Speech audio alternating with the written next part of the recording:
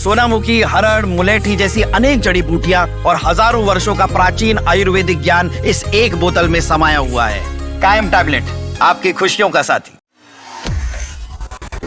बिहार विधानसभा में शिक्षा बजट पर चर्चा के दौरान बीजेपी विधायक मैथिली ठाकुर ने जोरदार भाषण दिया है।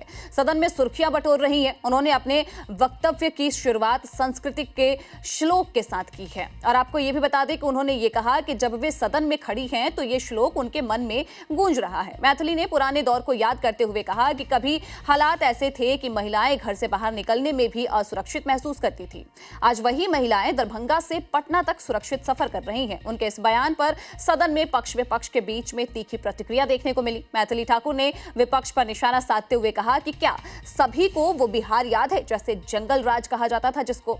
उन्होंने ये आरोप लगाया कि उस समय शिक्षा व्यवस्था पूरी तरीके से चरमरा गई थी। सरकारी स्कूलों की इमारतें जर्जर थी और कई जगहों पर ताले लटकते थे।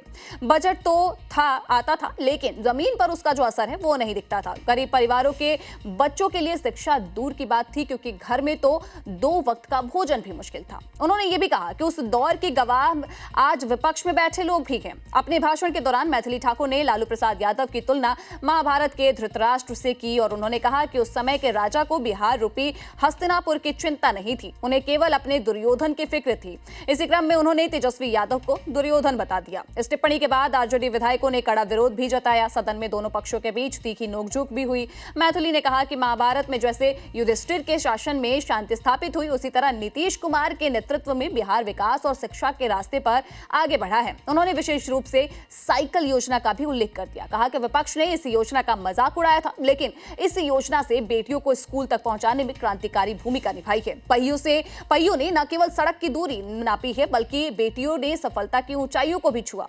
उन्होंने दावा किया कि आज बिहार में शिक्षा की लौ हर ओर जगमगा रही है।